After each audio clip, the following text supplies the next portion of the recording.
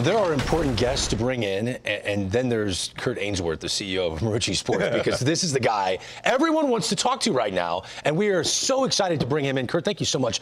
In case you don't know, you can find a baseball reference page. He's a former big league pitcher with the Giants and the Orioles. Kurt, thank you for taking the time. Before we get into any more of this, is this actually the name of the bat, the torpedo bat, or did the players just nickname it and the world's run with it?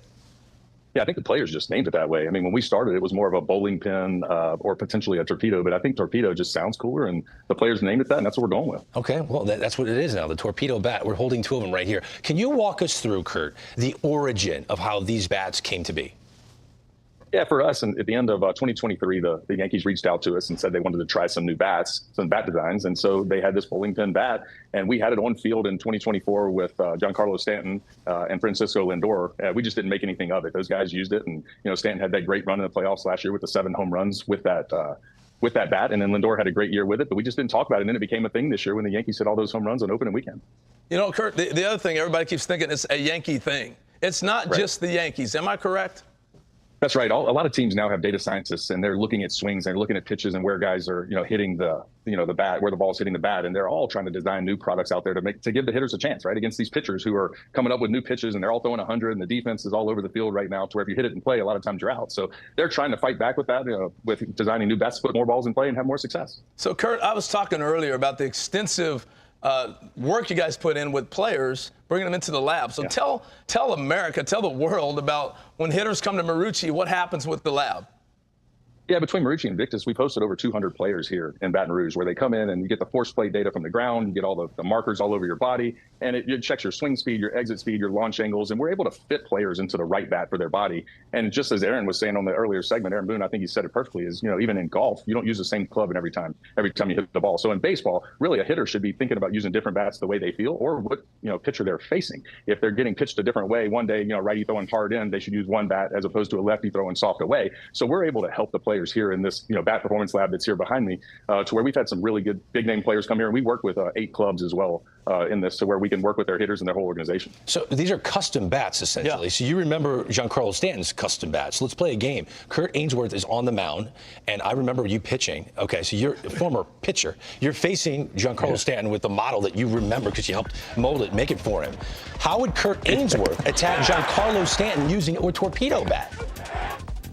Ooh, that was back in the day where I actually could throw the ball a little bit. Nowadays, it wouldn't go very well. And I always said I hope to be on this show as a player, but now I'm here as a CEO of a bat company, which is kind of weird. But look, I can tell you that guy can hit, and all these guys in the major leagues can hit. I mean, these are the best players in the world. So, people all the talk about the bats. I think it's great. I think it's awesome for baseball to grow the game. But at the end of the day, these guys can hit with anything. They are truly tremendous hitters, and the pitchers that they're facing, are just getting better each year. Right, but I guess what people want to know is, does this technology, will it make average hitters great hitters? How would you answer that? I think that's tough. I think it could make you a better hitter at certain levels, right? If you're a great player, it's almost like you're talking about golf and you're talking about blades and the cavity. I think it gives somebody that right now they're using a blade, it gives them a little bit more of a cavity to hit with. So we're not talking about making the barrel of the bat wider this way. We're talking about giving them a better hitting area, side to side. So I do think there'll be a lot of players that could perform better with this. I think this is not just a fad that'll come and go. I think there'll be some form of a torpedo bat that will last in the game for quite some time now. Hey, Kurt, I'm really curious. Having been a former major league pitcher and spent your life figuring out how to get hitters out, I want to make him hit it on the end of the bat, I want to get the guy jammed. How much has that knowledge helped you in talking with the guys that are doing the technology? Well, look, the technology far surpasses what I would think are on the field. And it's great to have that on-field knowledge. Our master craftsman here was a former pitcher in the major leagues as well, Brett Laxton. So, it's good to have guys that are around baseball, but the data these guys have access to now, they don't miss much, right, at all. And you have all these, NASA guys and MIT guys that are behind the scenes working with the clubs. So tell us about how deep do they go with the technology? You're talking about guys from MIT. You're talking about all these guys. Yeah. What are they looking at? What numbers? What degree are they going to? They're looking at everybody's at bat, balls they foul off. What are they doing? Yeah, they're looking at everything from, spin rates against them. They're looking at their swing speeds, their launch angles. They're looking at where the ball hits the bat more often. So if you can move the mass into where the ball hits more often, it gives them a better chance for success. And in certain ways, if you remove the end of the bat, it allows some of those balls to be fouled off as opposed to be put in play. They could be out, so it gives them a chance then to now hit the next pitch on the bigger sweet spot. How crazy has the past week been for your company? Yeah. It's been Torpedo Tuesday today. I mean, I can tell you, it's I can't even imagine. Last thing for me, do you celebrate, like yesterday, Ellie De La Cruz said, hey, I use it in BP, I decided I'm going to use it in the game. And yes, they celebrated. I can answer that for you, Kurt. Of course you celebrated it. Look, we celebrate anything that puts baseball out there and lets it be cool and everybody talk about it. This is something that's beyond just the normal sports talk right now. This is people picking it up all over the country, and we're getting more and more messages every day about bats now. That's great for growing the game no matter what company it is. We're so fired up about how cool baseball is right now, and I think the changes of the game are helping, and we love to be a part of it as the official bats now with Marucci and Victus. We love it. Kurt Ainsworth, awesome. The CEO of Marucci Sports. We really appreciate your time. You cleared up a lot of our questions. Outstanding stuff, and best of luck. You have to buy another factory because these things are red hot right now. Hey, Kurt, even the guys in the crew are trying to take it out. They were taking. Hey, Kurt, not a bad way to be the official bat of baseball. Break in with this kind of news. With the torpedo bat, I'm telling you, Harold. Well, the stars have aligned for us a lot of times along the way. This is another one. We're super blessed. So thank you guys. No doubt. I'm just happy that the headlines in Boston were all about Gary Crochet's contract, and they can give our guy Rafi Devers a break.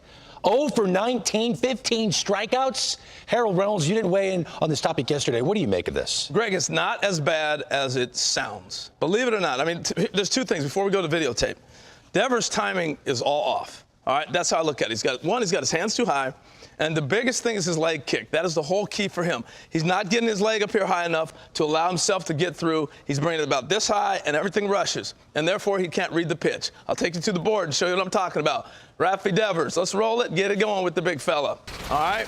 What we're used to with Devers is a guy who obviously can hit, right? This guy can flat out hit.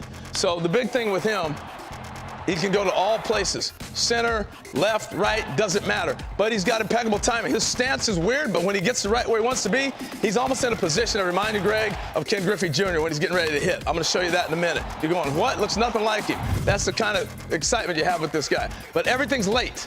That's why he's got so many strikeouts. The timing's off. He's just off a tick. And it's got to do with where his hands are. And the biggest thing I noticed was in the leg kick, that his timing in the leg kick was not there. Let's look at it. On the left, his last is 25. This year is the other one. All right? So let's go back and look at 24 versus 25. 24 on the left. All right, now watch how high his hands are, and look at the label. He's blocking out almost Red Sox. On this one, you can see Boston, so his hands are much higher. Then, as he gets ready to go into his stance, the leg kick comes up. That's maximum peak for him right there. Look at the position his hands go to in the leg kick. Let's go to the right this year. That's all the higher he's going. That doesn't allow him time to read a pitch, and his hands haven't even moved to a spot where they're ready to hit. This is the key, though. Look how strong he still is as his leg kick goes forward. Look at the little bit he's going this year. You'd have no time.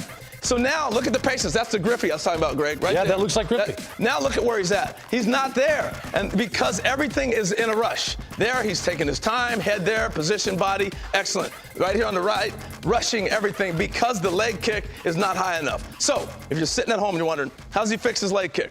Real simple. Simple drill. He can get on a tee like this and just stand there. Just like this, and then go, boom, let it hit. Woo-wee, this torpedo bat got some pop. All right, then you go here. And then boom, okay? That's it. And so he can sit there and just see how long he can do that. And now he's getting this. And so then it just becomes this instead of this. Yeah. So now he can sit there and he can act like a pitch is coming, get this, boom, all that rhythm right there.